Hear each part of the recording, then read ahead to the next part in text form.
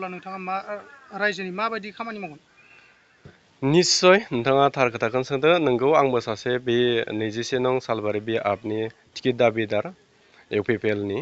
दा आङो इउपिपिएलनि सासे सोद्रोमा इउपिपिएल दोलोनि सालबारि ब्लक कमिटिनि आं सासे एजिकिउटिभ मेम्बार।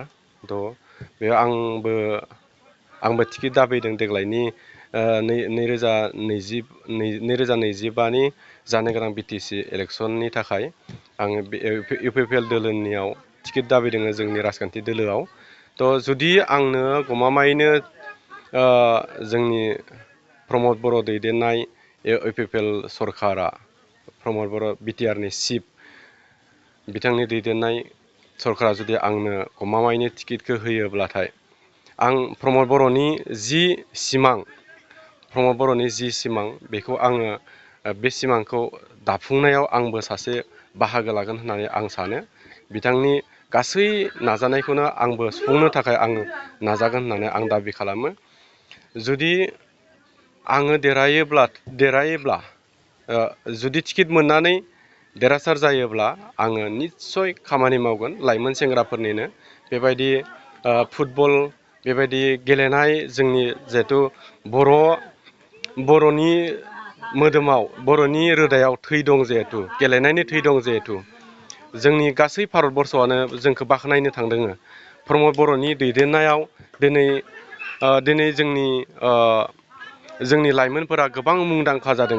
बर' हारियानो जोंनिया मुंदांखा जादों। दिनै जोंनियाव दुरान्ड काप सोलिबाय दङ।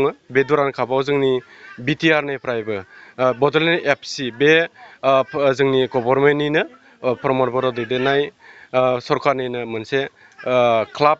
बे क्लाबा दिनै देरहाबाय दङ। दाख्लैबो 0-4 लानानै जोंनि बड'लेण्ड एफसिआ देरहादों आरो बिनि सिगांबो दाख्लै 2-0 जोंनिया देरहादों आरो। थ' बाख्नायथाव। बेनिखायनो जोंनि नरेन्द्र मदि प्राइम मिनिस्टाराबो जोंखौ बर' जातिखौनो बाख्नायनो हमबाय दङ। थ' बियो एकमात्र प्रमद बर'नि थाखायनो जादों। प्रमद बर' सारनि थाखायनो।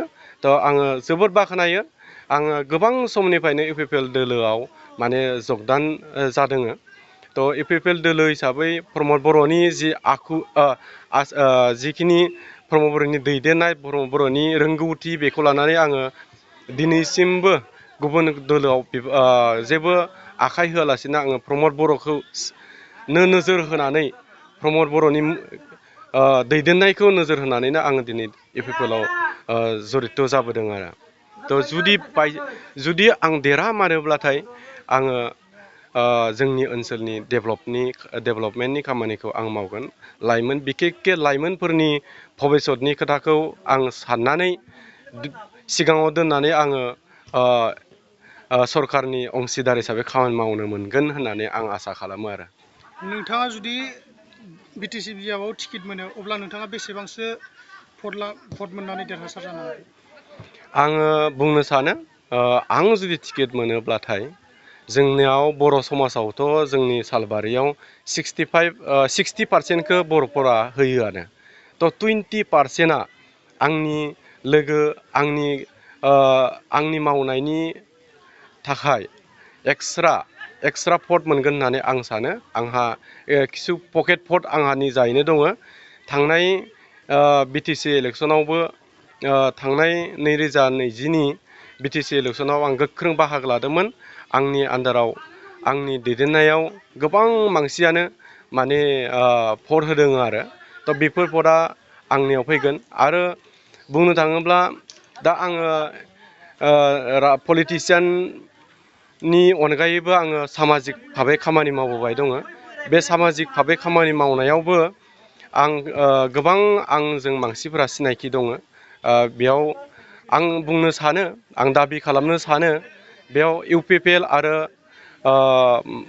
बिपिएफ बा बिजेपि बेबायदि सिमा थानाय नङा होननानै आं सानो। आं गासै मानसिजोंनो कानेक्सनाव थायो। नट अनलि जोंनि इउपिपिएल दोलोजों नङा आं गासै दोलोनि मानसिजोंनो कानेक्टआव थायो।